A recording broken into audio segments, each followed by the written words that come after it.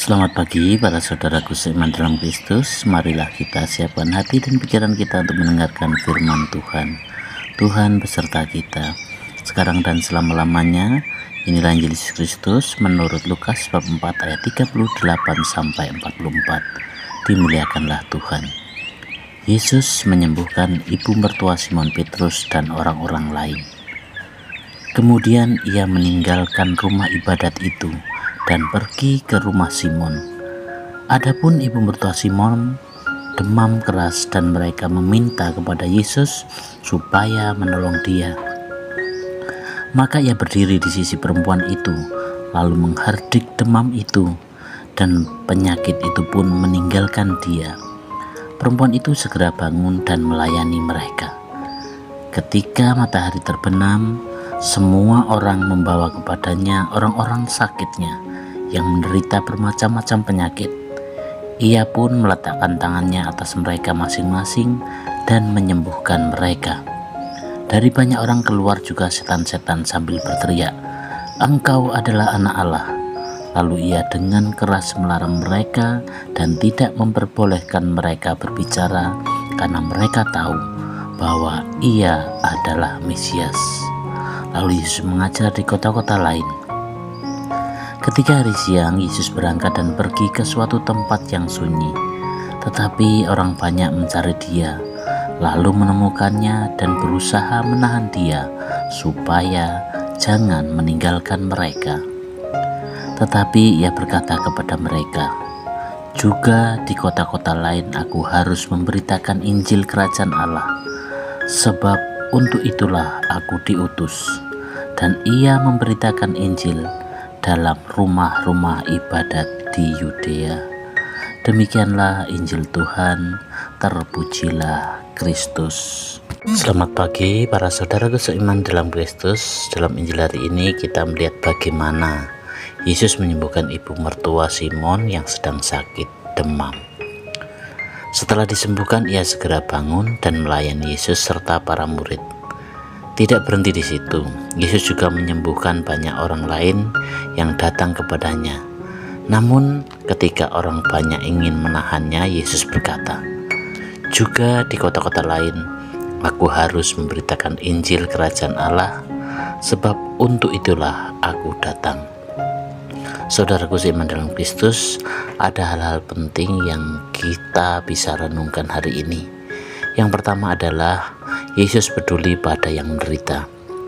Yesus tidak hanya mengajar, tetapi juga menyentuh penderitaan manusia.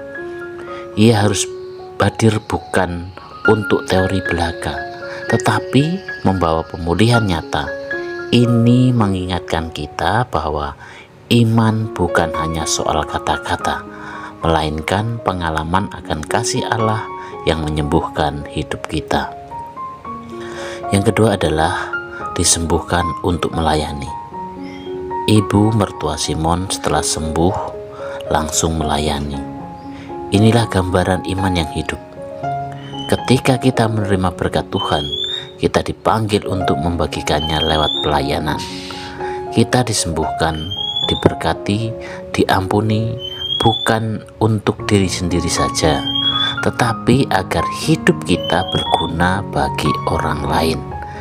Yang ketiga adalah misi Yesus adalah membawa kabar baik, kabar sukacita.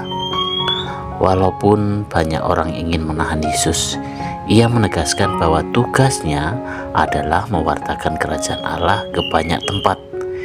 Injil tidak boleh berhenti hanya pada satu kelompok saja, melainkan harus terus disebarkan. Demikian juga dengan kita. Jangan puas hanya menerima kasih dari Tuhan, tetapi ikut ambil bagian mewartakannya lewat sikap, perkataan, perbuatan kita sehari-hari.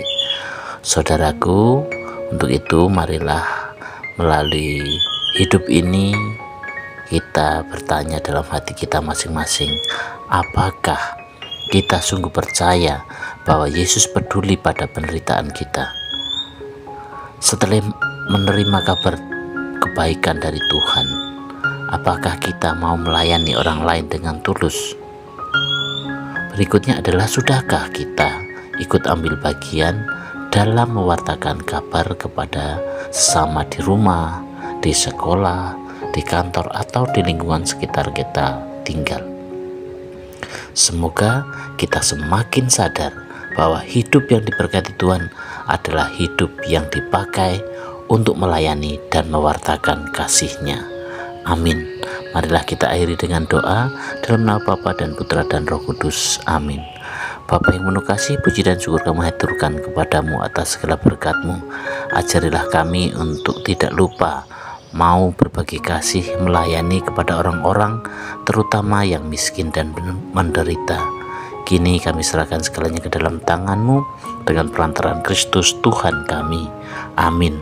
Dalam nama Bapa dan Putra dan Roh Kudus. Amin.